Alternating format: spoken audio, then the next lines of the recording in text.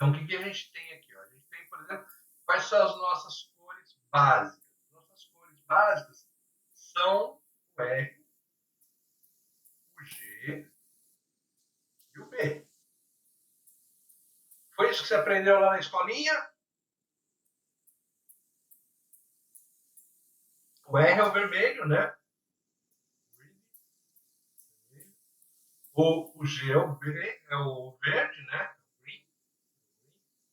E o B é o blue, né? O azul. Né? Então, as cores primárias que você aprendeu lá na escolinha foram essas, vocês lembram? Sim, com certeza. Usado, inclusive, para fazer televisão a cores, monitor, tudo baseado em cima desse princípio. É, isso sim, né? Mas na escolinha não foi assim que a gente aprendeu. Agora eu não entendi o que você está perguntando. Para a gente desenhar, quais são as cores primárias?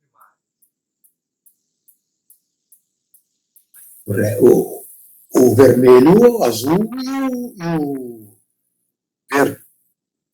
E o amarelo não é primário?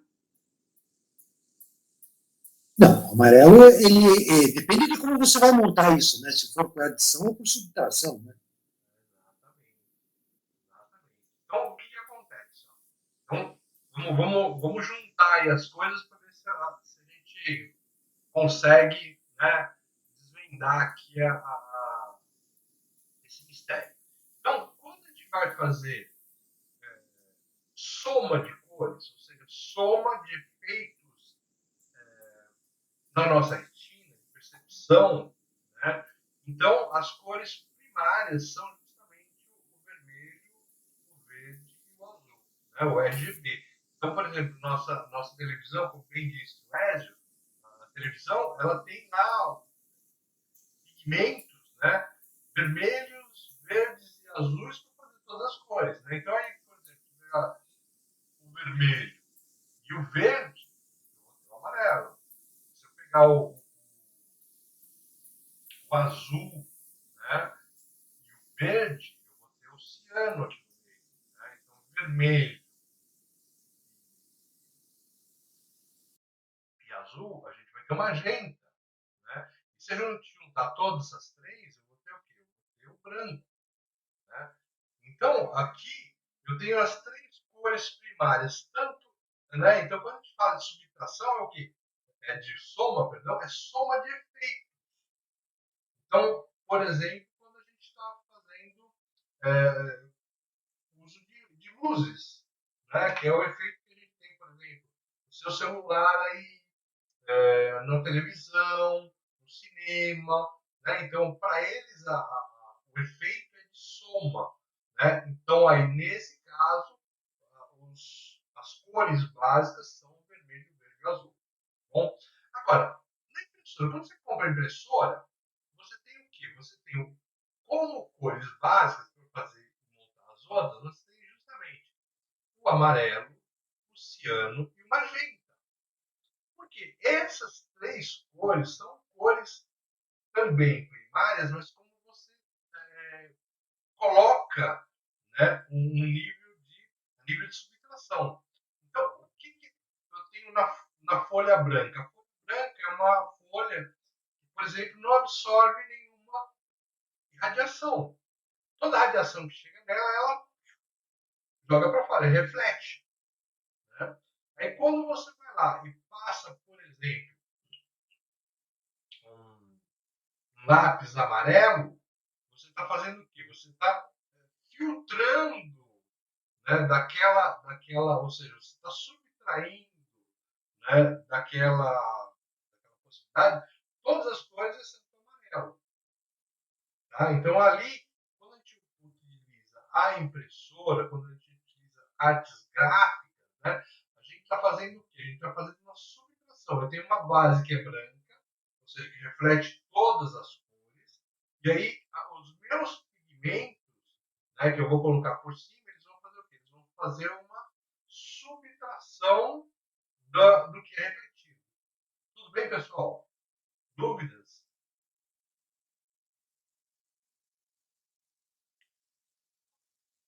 Isso se aplica quando você vai pintar com um quadro a óleo.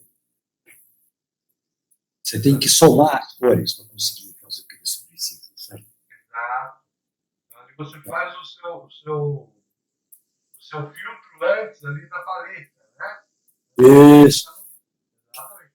Exatamente a cor que você Vai fazer uma tinta, você tem que usar o pigmento, fazer partição. Né? Exatamente. Olha aqui o que a gente estava falando, né? Se eu iluminar a maçã com uma lâmpada, né? Uma lâmpada que ela tem pouca luz vermelha, ela vai parecer praticamente negra. Então, ó, a combinação aí das cores vermelho, verde e azul permite que eu obtenha aí o branco, né? Então, é o sistema que a gente chama de RGB, né? RGB. E dessas cores primárias, eu vou ter as tais secundárias, né? Que são o magenta, o amarelo e o ciano. Magenta, amarelo e ciano são cores primárias aí, justamente da subtração. E quando você mistura magenta, amarelo e ciano na gráfica, você vai ter também o quê? O vermelho, o verde e o azul. Né?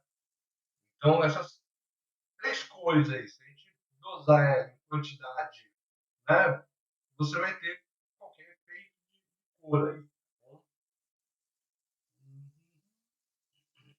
Então, beleza. Então, o que a gente tem aqui? Primeira coisa, potência total instalada ou fluxo energético. Vou usar o símbolo aqui, ó, PT. Né?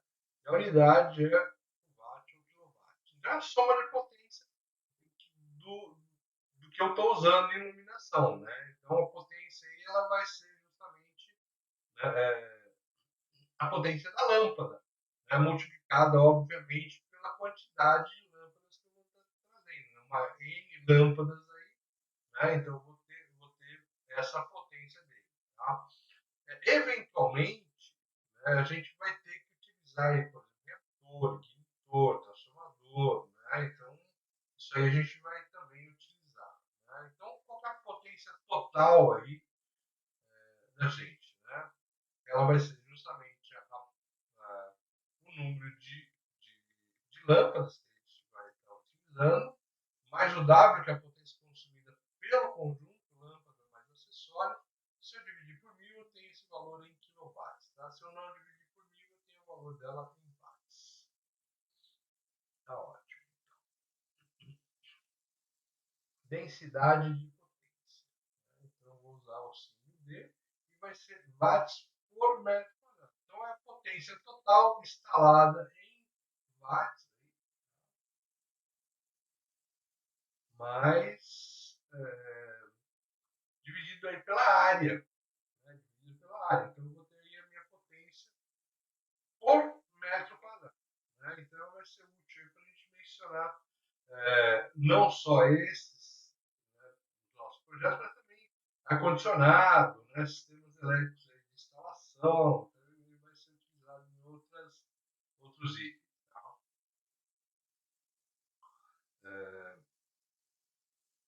Ele vai dar também, essa grandeza, ela é útil para comparação entre projetos luminotécnicos. Então, você fez um projeto A usando lâmpada 1, 2 e 3. Você fez um projeto B utilizando as lâmpadas alfa, beta e gama. E como é que a gente levanta a eficiência de cada um deles, para saber qual é mais eficiente que o outro. Justamente a gente levanta aí, né, levando em conta esse número aí, ó, que consumir menos watts por metro quadrado seria mais eficiente. Tá bom? Densidade relativa, usa aí DR, tá? A unidade é o watts por metro quadrado por 100 lux. Então, a densidade total instalada para cada 100 lux de luminância. Vamos dar uma olhada aí. Então, eu tenho uma DR, então, a densidade, e eu vou, então, ó, dividir aí, né, essa densidade que a gente tinha calculado aqui pela área, né, pela exposição e dividir por 100. Tá bom? Então, se eu tiver duas instalações comerciais, começam aqui. Né? Então, eu tenho uma instalação número 1, tem uma área de 50 metros quadrados, 750 lucros, aí, tem uma potência de 1,5 kW, a densidade dela é 30 watts por metro quadrado e o DR dela é 4 watts por metro quadrado por 100 lucros. Né? Eu tenho uma segunda instalação aí, né? 70 metros quadrados, então uma área maior. Ele tem aí, né, 400 lux de iluminação. A potência instalada é 1,4 kW, então menos do que a instalação número 1. A densidade de potência, então, é 20 watts por metro quadrado.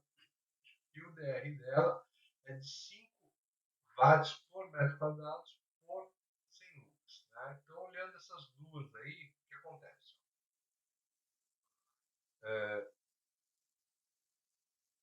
A primeira impressão é de que a instalação 2 é mais eficiente.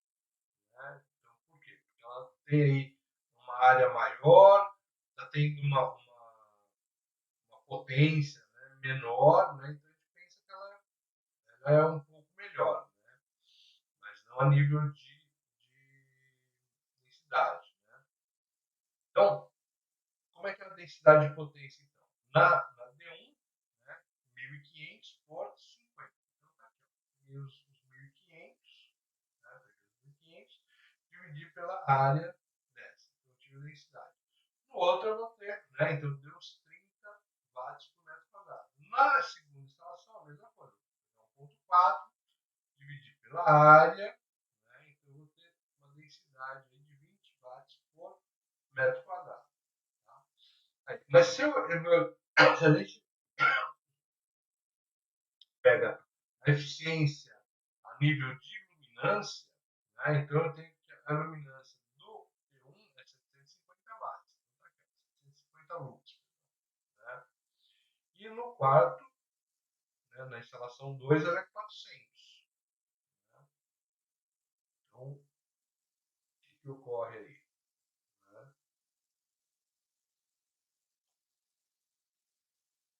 Então tá aqui, ó. Né? Então, quanto que é a minha densidade relativa a 1? É os 30 watts por metro quadrado por 750 lux por 100 lux. Né? Então dá aqui 4 watts por metro quadrado por 100 lux. O DR2, a segunda, ela vai dar o quê? 20 watts. 20 watts por metro quadrado dividido por 400 lux por 100 lux. Vai me dar 5 watts por metro quadrado por 100 lux. Então, a instalação 2, ela faz o quê? Ela consome mais energia por metro quadrado, mas ela também fornece, né, também fornece menos luz. Então, a instalação 1 é mais eficiente.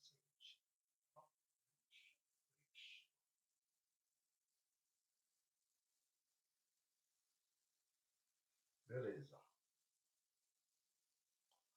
Então, fluxo luminoso, ó, né? Então, o símbolo dela é esse φ aqui, minúsculo. E a unidade é o lumen. Né? Então, fluxo luminoso é o quê? Radiação, né, total da fonte luminosa. Entre os limites aí de 380 a 780 nanômetros. Tá? O fluxo luminoso, então, é a quantidade de luz emitida, né, por uma fonte, né, medida em lumens, né, na tensão de funcionamento, né, chamado de pacote de luz. 23.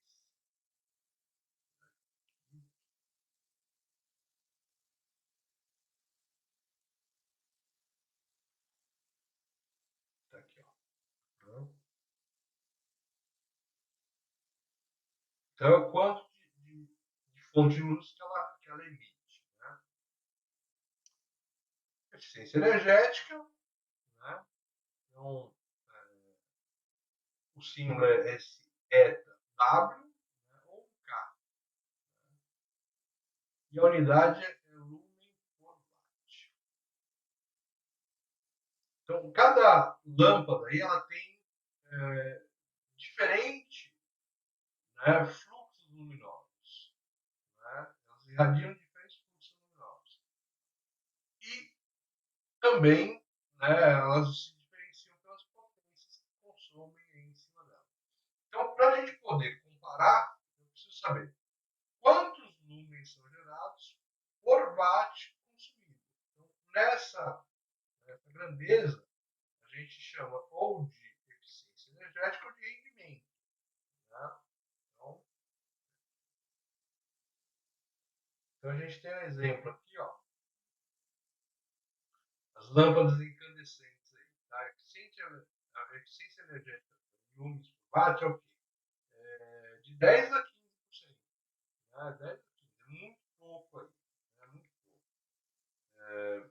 As halógenas, então, elas têm uma eficiência de 15 a 25 lumens por watt. Por exemplo, aquelas do Lux, né? Que é aquelas lâmpadas fluorescentes compactas, né? Elas têm de 50 a 87. Então, ó, a eficiência energética delas é maior. As fluorescentes, né? Ó, a gente tem as T8 e as T5.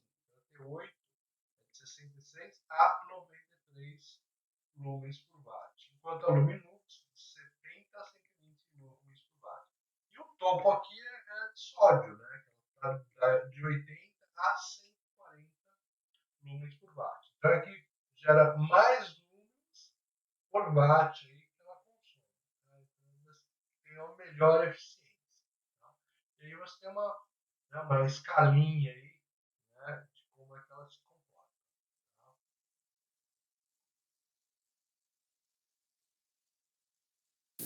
Lembra que eu te disse da água funda iluminada com sódio? Sim, sim. Por isso que eles não dão lâmpada de sódio, por causa do rendimento. Sim.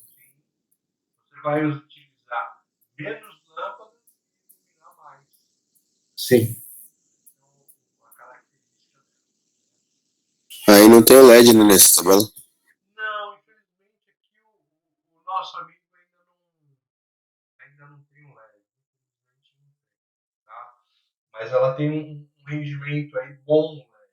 Eu só não sei colocar aqui aonde está. Então, vamos ver se. É que a Osram parou também, né, professor? A Osram saiu do Brasil também, né? Aí não atualizaram.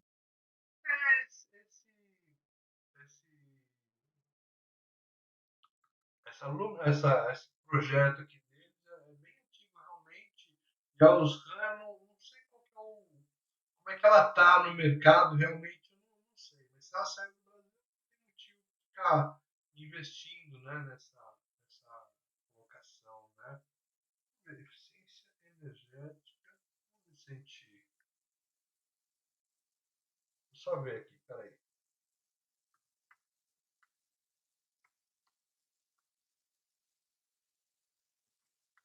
De lâmpadas. Né? Deixa eu fazer uma.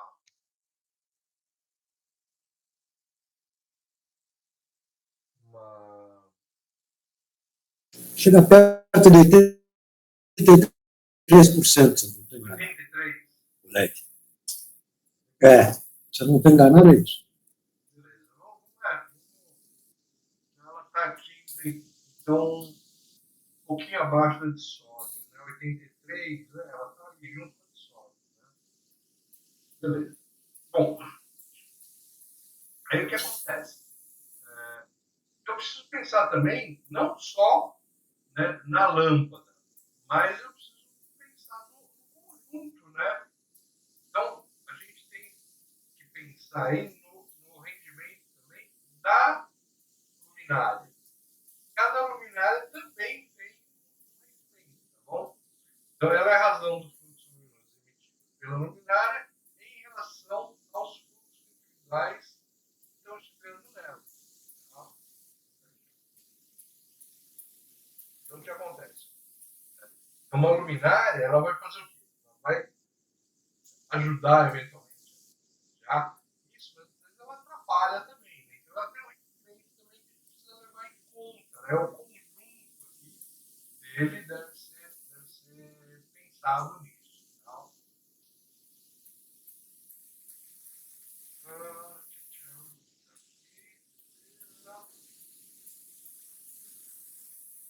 A gente tem também a eficiência do recinto. Do recinto. Então, essa eficiência normalmente é dada em tabelas de fabricante, de luminária.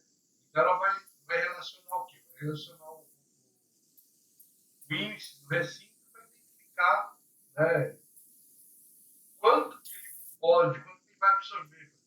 Normalmente, ele é utilizado em cima das refletâncias aí, teto, piso e parede. Né? Então, a gente vai achar esses índices. Né? Então, o que ocorre aí? Veja por exemplo,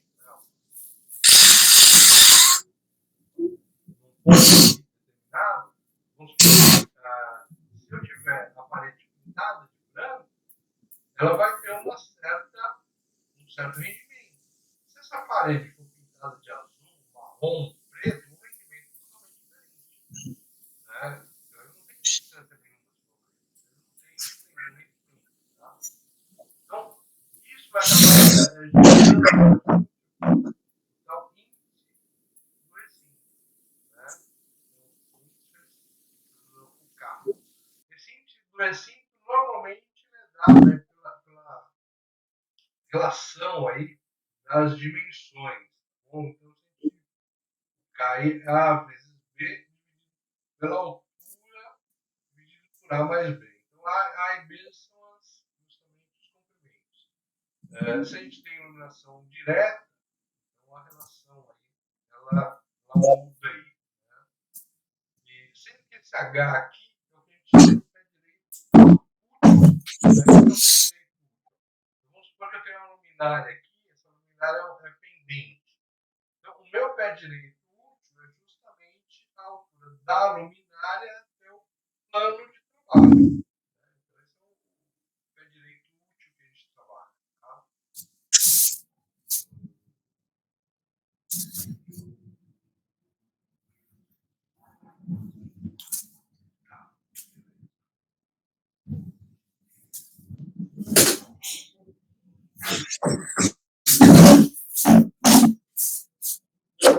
A luminária foi embutida, obviamente no H aí vai ser a mesma altura dela. Fator de otimização, né? ele vai indicar a eficiência luminosa do meu conjunto lâmpada luminária e recinto. É o conjunto, né? É o rendimento de todo o conjunto. Tá? Então, ele é praticamente a multiplicação dos dois rendimentos.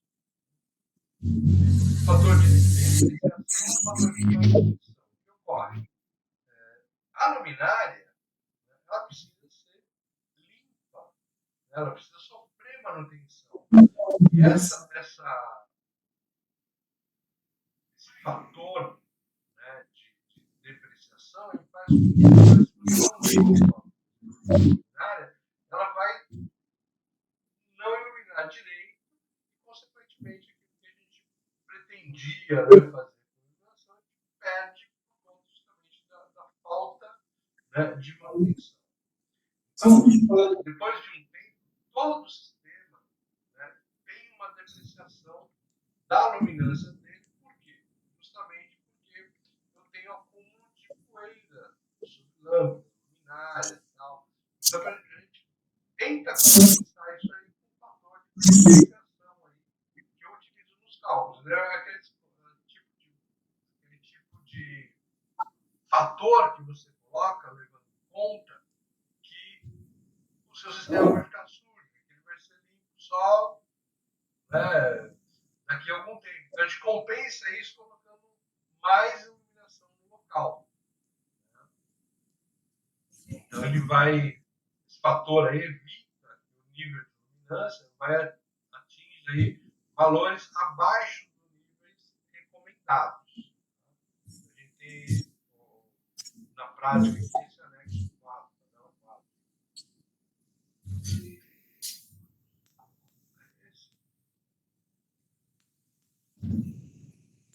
Tá aqui, ó.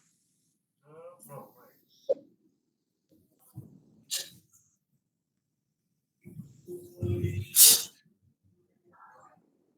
ela está lá no anexo 4. Está lá atrás. Então, aqui, né, a gente pode considerar 20% para ambiente com boa manutenção. Né, limpeza, escritório. Né, esses sistemas assim, a gente tem uma consideração maior. Este aqui, ó, uma tabelinha aqui que dá para a gente a relação aí de refletância no teto, né, na parede, no piso e os fatores de utilização em cada uma delas. Né, uma tabela de fatores de utilização de luminária.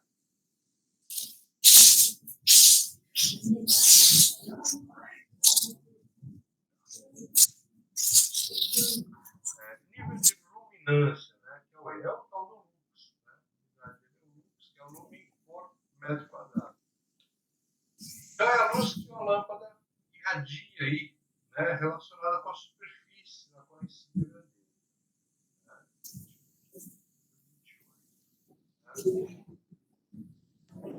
Então está aqui a lâmpada, né, e quanto maior a sua área, vai acontecer o que? Essa distância vai aumentando e a quantidade de luz aqui vai diminuindo, justamente porque a sua área vai aumentando, né? Então é uma lei do inverso da quadrada da distância.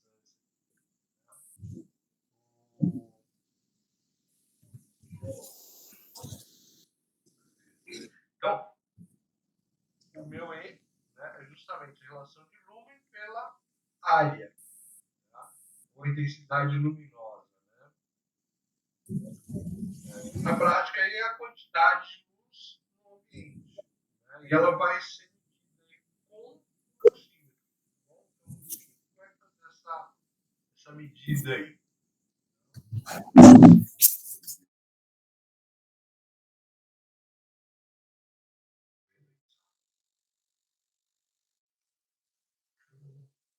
Então, aqui a gente mostra a iluminação que a gente calculou, né? Então, a ideia é calcular aqui na parte de cima, né? Próximo ao 150. Com o passar do tempo, né? Com o passar do tempo, vai acontecendo o quê? Vai acumulando sujeira, tanto na luminária quanto na lâmpada e tal. E esse fluxo luminoso vai caindo, né? E a ideia é que ele nunca chegue no valor de mínimo, né? Por isso, então, que a gente usa esse fator de depreciação aí, né? Que é justamente relacionado com a manutenção. Né? A intensidade luminosa, né? E a unidade dela é candela. Unidade candela. Então, sabe por que candela? Não sei. Candela é vela em italiano. Sim, é verdade. Essa unidade é a luz de uma vela padrão. Muito bom saber. Legal, né? Uhum. Não, porque é assim que você tem que ter uma base, né? Qualquer unidade é uma base, né? Era uma candela. Era a luz de uma vela colocada naqueles troços que eles andavam com ele na mão. Candelabro. Candelabro é o carregador de candela, certo? Legal. Mas eu não tinha. Não sabia realmente. Então, ser velho tem suas vantagens, pô. Não é por ser velho, né? É, porque a gente tinha que ver isso nos livros, né? Eles contavam essas histórias no livro, né? Eles davam a origem da palavra. Os livros eram mais interessantes. Os livros eram mais interessantes. Então, se a fonte luminosa, né, irradiasse a luz uniformemente em todas as direções, né, então ele vai se distribuir como se fosse uma esfera. Né? Lógico que isso é quase impossível. Né? Então, isso não acontece, né, justamente porque a gente tem alguns anteparos. Né? A gente vê a mesma vela, por exemplo, isso não ocorre. Né? Então, eu tenho que medir, né, esses lumens aí em cada direção. E essa direção aí, ela vai ser representada por vetores, né, que indicam a intensidade luminosa. Né? Então, a intensidade luminosa é o fluxo, né, irradiado na direção de um determinado ponto.